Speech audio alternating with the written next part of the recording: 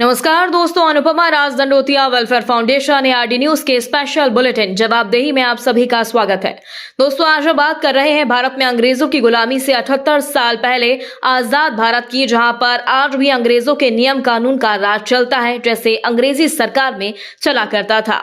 आज अंग्रेजों के शासनकाल को दोहराने की खबर फिर सामने आई, क्योंकि जवाबदेही के अभाव में खबर आई है कि इलाहाबाद हाईकोर्ट ने एक आरोपी की जमानत अर्जी 43 बार खारिज की और अब यह खबर सुप्रीम कोर्ट पहुंची, तब कोर्ट ने हाईकोर्ट के खिलाफ नाराजगी दर्ज करवाई।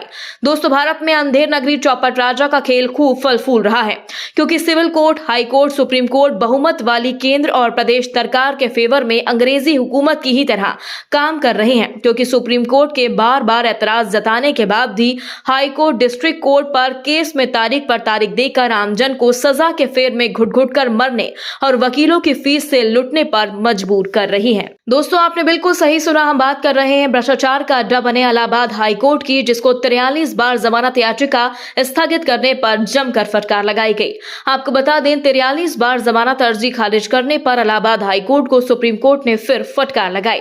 Supreme court CJI BR Gavai और जस्टिस NV अंजारिया की पीठ ने एक बार फिर लड़खड़ाती न्याय व्यवस्था को जनहितैषी बनाने की बात कही।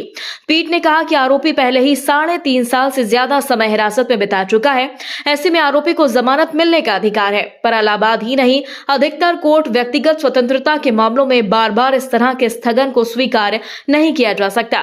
दोस्तों, बार एंड बेंच की रिपोर्ट के मुताबिक सुप्रीम कोर्ट की डबल बेंच ने कहा कि संवैधानिक न्यायालयों को जमानत के मामले को तत्परता से निपटा देना चाहिए, पर शीर्ष अदालत की बेंच के द्वारा बार बार आदेशित करने के बावजूद व्यक्तिगत स्वतंत्रता से संबंधित मामलों पर न्यायालयों के द्वारा अत्यंत शीघ्रता से विचार करने के बजाय लंबित करना चिंता का विषय है। जवाबदेही जरूरी है।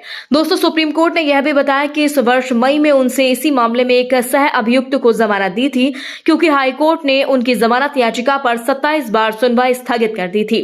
अब फिर ऐसा ही मामला सामने आया, क्योंकि सब लोग सुप्रीम कोर्ट नहीं आ सकते, इसलिए हाईकोर्ट डिस्ट्रिक्ट कोर्ट को जमानत और सुनवाई पर गौर करना चाहिए।